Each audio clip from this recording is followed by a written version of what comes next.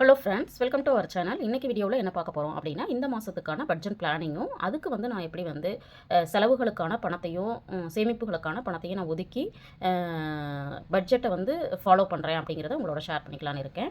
வீடியோக்கு போகிறதுக்கு முன்னாடி நம்ம சேனலை பார்த்து சப்போர்ட் பண்ணிட்டு இருக்கிற உங்கள் அத்தனை பேருக்கும் என்னுடைய மனமார்ந்த நன்றிகளை தெரிவிச்சுக்கிறேன். தொடர்ந்து சப்போர்ட் பண்ணுங்கள் அப்படின்னு கேட்டுக்கிறேன். வாங்க வீடியோக்குள்ளே போவோம். இது பார்த்திங்க அப்படின்னா இந்த மாதத்துக்கான பட்ஜெட் பிளானிங். இந்த பட்ஜெட் பிளானிங் பார்த்திங்கன்னா எப்போவுமே வந்து இந்த மாதிரி நான் வந்து பிளான் பண்ணுவேன். இப்போ வந்து தின செலவு அப்படிங்கிறதுக்கு ஒரு அமௌண்ட் இருக்குங்க. அடுத்தது வந்து இப்போ வார செலவு அப்படிங்கிறது பார்த்தீங்கன்னா, காய்கறி வாரத்துக்கு 400 ரூபா அப்படின்னா 1600 4 வாரத்துக்கு. கறி வந்துங்கன்னா 500 ரூபா ஒரு வாரத்துக்கு. அப்போ 4 வாரத்துக்கு 2000 ரூபா. ஸ்நாக்ஸ் பார்த்தீங்கன்னா 250 1000 ரூபா 4 வாரத்துக்கும். ஃப்ரூட்ஸ் பார்த்தீங்கன்னா 250 4 வாரத்துக்கும் 1000 ரூபா. இப்போ டோட்டலாக பார்த்தீங்கன்னா 5600 ரூபா. இப்போ நீங்கள் பார்க்குற வியூவர்ஸ் நீங்கள் கேட்கலாம், இது வந்து கூடுதலான அமௌண்ட்டாக இருக்கே அப்படின்னு நினைக்கலாம், அல்லது கம்மியாக இருக்கிற மாதிரி நினைக்கலாம். என்னோட ஃபேமிலிக்கு நாங்கள் வந்து 4 மெம்பர்ஸ் இருக்கோம். எங்களோட ஃபேமிலிக்கு இது வந்து போதுமானதாக இருக்குது. இதுலேயே பார்த்தீங்க அப்படின்னா கிட்டத்தட்ட நான் வந்து ஒரு 500லேருந்து ஒரு 700 ரூபா வரைக்கும் எனக்கு வந்து சேமிப்புகள் இருக்குது. நான் தொடர்ந்து இதை ஃபாலோ பண்ணிகிட்ருக்கிறேன்.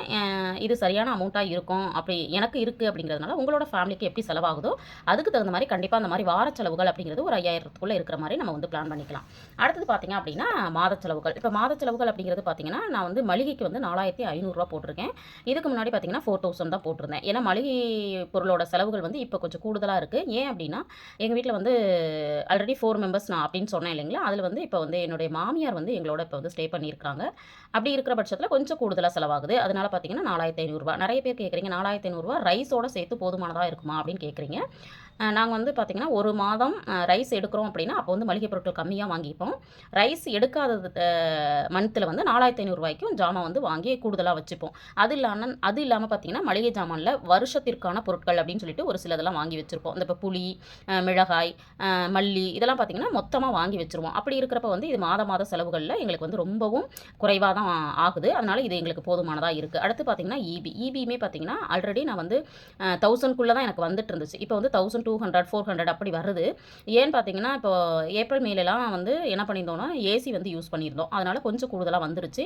அதனால் நாங்கள் வந்து என்ன பண்ணிட்டோம் அப்படின்னா, கொஞ்சம் கூடுதலாக போட்டுக்கலாம் அப்படின்னு சொல்லிட்டு மீதம் இருந்தால் கூட எடுத்து வச்சுக்கலான்னு ரூ. 750 அதாவது மாதம் 750 2 மாதத்துக்கு ஒரு முறை தானே நான் பே பண்ணுறோம். அதனால் 750 1500 இருக்கிற மாதிரி நான் வந்து பிளான் பண்ணியிருக்கேன். பால் பார்த்தீங்கன்னா ஒரு நாளைக்கு எங்களுக்கு வந்து 1 லிட்டர் தேவைப்படுது. மாட்டுப்பால் தான் வாங்குவோம். ரூ. 50 1 லிட்டரு 1500 போட்டிருக்கேன். சிலிண்டருக்கு பார்த்தீங்கன்னா ரூ. 500 ஒரு மாதத்துக்கு ரூ. 500 அப்படின்னா 2 மாதம் எனக்கு தாராளமாக வரும். ரூ. 1000 போதுமானதாக இருக்கும். அடுத்தது பார்த்தீங்கன்னா மொபைல் வந்து எங்கள் வீட்டில் பார்த்தீங்கன்னா 3 மாதத்துக்கு ஒரு தடவை தான் நாங்கள் வந்து ரீசார்ஜ் பண்ணுவோம். அப்போ வந்து 750 எடுத்து வச்சோம் அப்படின்னா 3 மாதத்துக்கு எங்களுக்கு வந்து 2 மொபைலுக்கும் ரீசார்ஜ் பண்ணுறதுக்கு சரியாக இருக்கும். அடுத்தது பார்த்தீங்கன்னா பெட்ரோல் வந்து பார்த்தீங்கன்னா 2500 நான் போட்டிருக்கேன். இந்த இதில் வந்து ஒரு ரூ. 500 கூடுதலாக போட்டிருக்கேன். ஏன்னு பார்த்தீங்கன்னா, இப்போ என்ன ஆயிடுச்சு அப்படின்னா, என்னுடைய குழந்தைங்களை வந்து நான் வந்து ஆல்ரெடி வேனில் வந்து போட்டிருந்தேன். அந்த வேன் டிரான்ஸ்போர்ட் அமௌண்ட் வந்து கொஞ்சம் கூடுதலாக இருந்துச்சு. வீட்டிலேருந்து கொஞ்சம் பக்கம் தான். ஆனால் அதுக்கான அமௌண்ட்டு அப்படிங்கிறது கொஞ்சம் கூடுதலாக தெரிஞ்சதுனால, சரி நம்ம வந்து வீட்டிலேருந்தே விட்டுட்டு திரும்ப கூட்டிகிட்டு வந்துடலாம் அப்படின்னு சொல்லிட்டு பிளான் பண்ணியிருந்தோம். பட் வந்து அது கொஞ்சம் சிரமமாக தான் இருக்குது. ஆனால் நெக்ஸ்ட் இயர்லேருந்து நாங்கள் வந்து டிரான்ஸ்போர்ட் போட்டுடலாம் அப்படின்னு இருக்கிறோம். இப்போ வந்து திரும்ப நாங்கள் கேட்கும்பொழுது அது வந்து இடையில கேட்டோம்னா கிடைக்காது அப்படின்னு சொல்லிட்டாங்க. அதனால் நாங்கள் தான் விட்டுட்டுருக்கோம். அதனால் கொஞ்சம் கூடுதலாக வந்து போட்டிருக்கிறோம். அடுத்தது பார்த்திங்கன்னா எமர்ஜென்சி. இந்த எமர்ஜென்சி ஃபண்டு அப்படிங்கிறது எல்லாருக்கும் தெரியும். நம்மளுக்கு நல்லது கெட்டது, திடீர்னு ஊருக்கு போகணும், இந்த மாதிரி ஏதாவது வருது அப்படின்னா கண்டிப்பாக அது தேவைங்கிறதுனால மாதம் ஒரு 1000 ரூபா வந்து ஒதுக்கீடு பண்ணியிருக்கிறேன். அடுத்தது வந்து மெடிக்கல் எமர்ஜென்சி பார்த்திங்கன்னா ஆல்ரெடி நான் 1000 ருபீஸ் போட்டிருந்தேன். இப்போ எங்கள் வீட்டில் வந்து 4 இயர்ஸ் பையன் இருக்கான் அப்படிங்கிறப்ப பார்த்திங்கன்னா அவனுக்கு அப்பப்போ வந்து ஏதோ ஒரு இஷ்யூஸ் வந்து அவருக்கு வந்து கொஞ்சம் மெடிக்கல் செலவு ஆகுது. அதனால வந்து இதில் வந்து ஒரு 1500 ரூபா நம்ம வந்து போடலாம் அப்படின்னு சொல்லிட்டு 1500 ரூபா எடுத்து வச்சுருக்கேன். அது இல்லாமல் பார்த்திங்கன்னா நம்மளுக்கு தேவைப்படக்கூடிய வேறு ஏதாவது மெடிசன்ஸ் தேவைப்படுது அப்படின்னா அதுவுமே வந்து இதுலேயே தான் எனக்கு வந்து செலவாகும். அதனால் 1500 ரூபா போட்டிருக்கேன். அது இல்லாமல் பார்த்திங்கன்னா கிட்ஸ்ன்னு போட்டு ஒரு 600 போட்டிருக்கேன். இது எதுக்கு அப்படின்னு பார்த்தீங்கன்னா, இப்போ குழந்தைங்க வந்து எந்த ஸ்கூலில் படித்தாலுமே ப்ராஜெக்ட் இல்லை ஸ்டேஷனரி வாங்குறது, பிரிண்ட் அவுட் போடுறது, ஜெராக்ஸ் போடுறது, இந்த மாதிரி ஏதோ ஒரு செலவு இருந்துகிட்டே இருக்குது. அதுக்காக நான் ஒரு 600 ரூபா ஒதுக்கியிருக்கேன். இப்போ இதிலெல்லாம் பார்த்திங்க அப்படின்னா நான் வந்து மேக்ஸிமம் எல்லாருக்கும் ஆகக்கூடிய செலவுகளை காமிச்சிருக்கேன். பட் வந்து டிவி ரீசார்ஜை வந்து நான் காமிக்கல. அதாவது கேபிளுக்கான பணத்தை காமிக்கல. ஏன்னு பார்த்தீங்கன்னா, எங்கள் வீட்டில் வந்து டிவி கனெக்ஷன் வந்து இல்லைங்க. நாங்கள் கட் பண்ணிட்டோம். அப்பப்போ வந்து பென்ட்ரைவில் ஏதாவது படம் தேவைப்படுது அப்படின்னா போட்டு பார்த்துப்பாங்க. அதனால் வந்து அதுக்கான செலவு இல்லை. அதே மாதிரி நியூஸ் பேப்பர் வந்து வாங்கிட்டு இருந்தோம். இப்போ வந்து பார்த்திங்கன்னா அதையுமே நிறுத்திட்டோம். அதனால் அந்த செலவுகள்லாம் இதில் வந்து நான் காமிக்கல. இப்போ இதெல்லாம் இல்லாமல் வேறு ஏதாவது இப்போ வந்து பையனுக்கு வந்து முடி வெட்டுறதுக்கு நம்ம கூட்டிகிட்டு போகிறோம். வேறு ஏதாவது செலவுகள் நம்மளுக்கு வருது அப்படின்னா அதர்ஸ்னு ஒரு கேட்டகரி போட்டு வச்சுருக்கேன். அதில் வந்து 1400 இருக்கும். இப்போ வந்து இங்கே இருக்க செலவுகளில் நான் வந்து மாதம் பார்த்தீங்க அப்படின்னா நிறைய பேர் பார்த்துருப்பீங்க. நான் வந்து மணி சேவிங் சேலஞ்ச் வந்து பண்ணிகிட்ருக்கேன்.